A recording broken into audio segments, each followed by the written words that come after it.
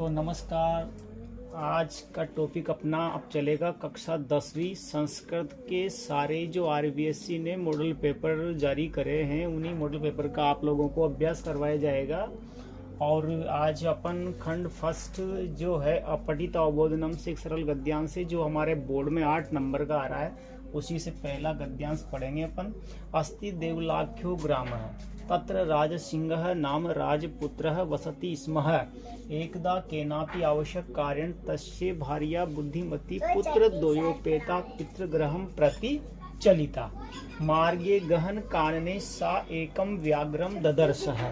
सा व्याघ्रम् आगच्छन्तं दृष्ट्वा धाष्ट्रियात् पुत्रो चपेटया प्रहते जगाद कथम एकैकसो व्याघ्र भक्षणाय कलहं कुरुथ। अयम् एकस्ततावद्दिवि भज्ये भुज्यताम् पश्चादन्यो द्वितीय कश्चित् लक्ष्यते इति श्रुत्वा व्याघ्रमारी काचिदिमति मत्वा व्याघ्रो भयाकुलचित्तो नष्टः। अब अपन क्या है कि थोड़ा सा इसको अर्थ को समझ लेते हैं। देखिए, देवलाख्य नाम का कोई गांव है, उस गांव में राज सिंह नाम का एक राजा का पुत्र रहता था। समझ में आ गया। एक बार किसी आवश्यक कार्य से उसकी पत्नी जो बुद्धिमती थी वो अपने 2 पुत्रों को लेकर के पिता के घर की ओर चली जाती है। ठीक है, समझ में आ गया। फिर रास्ते में गहन जंगल जो था उस जंगल में उसने एक बाघ को देखा। ठीक है, अच्छा, उस बाघ को आते हुए देख करके धृष्टता से 2 पुत्रों को चपेट लगाते हुए, चपेट का मतलब थप्पड़ लगाना, मतलब थप्पड़ लगाते हुए कहा कि तुम क्यों एक बाघ को खाने के लिए झगड़ रहे हो, लड़ रहे हो, है ना।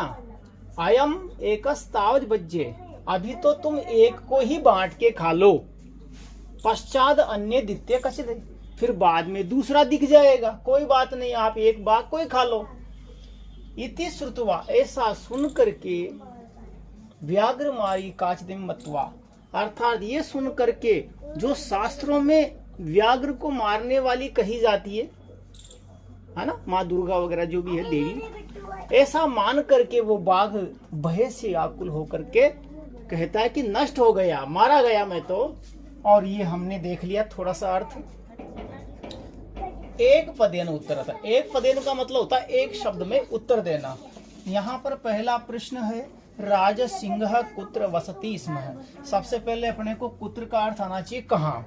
राज सिंह कहाँ रहता था, हमें ये लाइन मिलान करनी है भाई कि राज सिंह कहाँ रहता था। कुत्र कह रहा है, कुत्र का मतलब स्थान, कोई गांव होगा जहाँ राज सिंह रहता होगा। तो सबसे पहले अपने को क्वेश्चन वाले शब्द को समझना है। पुत्र यानी कहाँ रहता था, तो ये लिखा हुआ है कि अस्ति देवलाख्यो नाम ग्राम तत्र राज सिंह नाम राजपुत्र वसति स्म। वहां पर राज सिंह नाम का राजा का पुत्र रहता था। तो देवलाख्यो ग्राम, ये हम देख रहे हैं कि देवलाख्यो ग्राम इसका आंसर आ जाएगा। तो हमें कुत्र की जगह आपको अपने को देवलाख्यो ग्राम लिखना है। केवल क्या लिखना है आंसर में, अपने को आंसर में लिखना है इसका उत्तर देवलाख्यो ग्राम। एक पद में उत्तर हमने दे दिया। ठीक है, एक शब्द में उत्तर।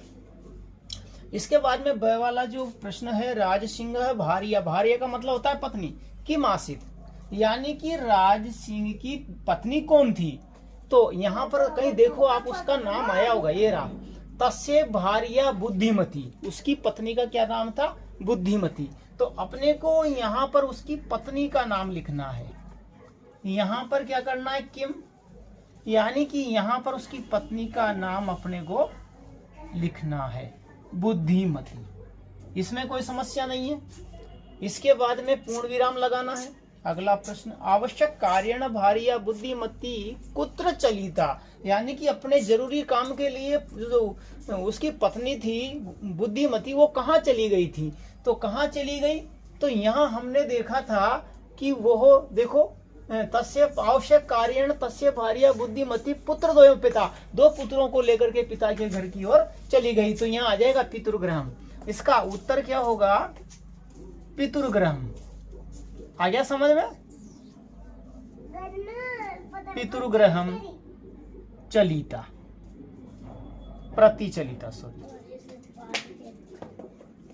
या प्रति लिख दो, कोई दिक्कत नहीं है, आंसर आपका राइट होगा।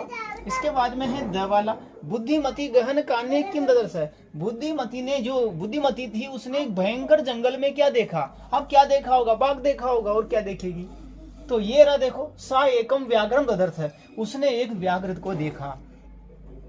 तो आप इसका व्याघ्रम आंसर लिख दो, ददर्श लिख दो, जैसे व्याघ्र चल जाएगा काम, कोई दिक्कत नहीं है, ददर्श। ठीक, तो अपने इस प्रकार से सारे उत्तर कंप्लीट हो गए भाई।